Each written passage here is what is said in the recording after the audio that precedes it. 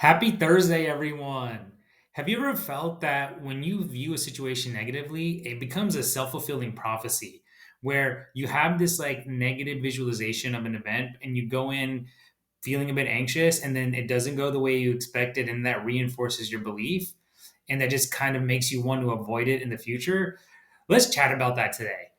Today, I want to talk about how it all comes down to you manifesting your own projections. And what I mean by that is if you think of a certain scenario as being negative because of like certain inadequacies you might have, or you think people are out to get you, or whatever negative element you believe, what usually ends up happening is if you go in apprehensive, people feed off your energy. It's called mirror neurons. It's the same thing that babies do to mimic their parents' behavior. So if you go in feeling a bit apprehensive and negative, people tend to respond hesitantly to you. And that creates a reinforcing belief in your mind that, hey, I'm coming off kind of weird or awkward and stilted.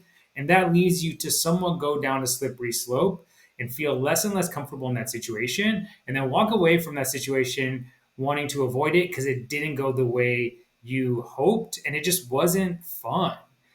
This is what I think happens a lot, and I want to cut through it with a couple of different methods. One of the biggest ones is a reframing technique where you actually think of the ambiguity as an adventure. Sure, you go into some situations which are a little bit intense. You're not as familiar with them. It's going to challenge you.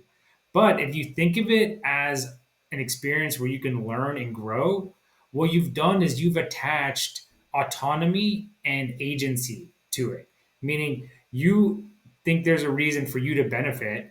And that is what is necessary to actually access flow.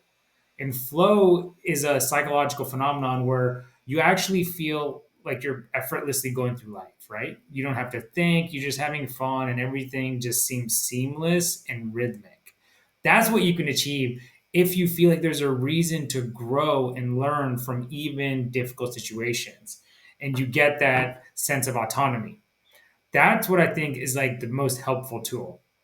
The other reason is I think when you get into these situations and you feel like it's an adventure, you tend to be excited about adventures, and that inherently disarms people around you.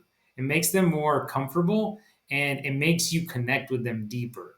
So, this is what I want to walk away with is that our life is all about how we visualize it to be. Either we can visualize it to be negative, or we can visualize it as an adventure where, sure, I don't know all the answers, but if I go in there thinking I'm going to learn and grow, you will release hormones that make you feel more relaxed and people will feed off that energy. So be aware of people feeding off your energy. It's just pure biology. Try to frame things that are uncertain as an adventure so you have a reason to learn and grow from it. And try to go into the situation actually excited about the ambiguity. Like hey, it's boring if it's the same thing every time. If it's something different, at least it'll be refreshing. I'd love to hear your guys' thoughts. Can you share your thoughts in the comments about any events that provoke these reactions in you?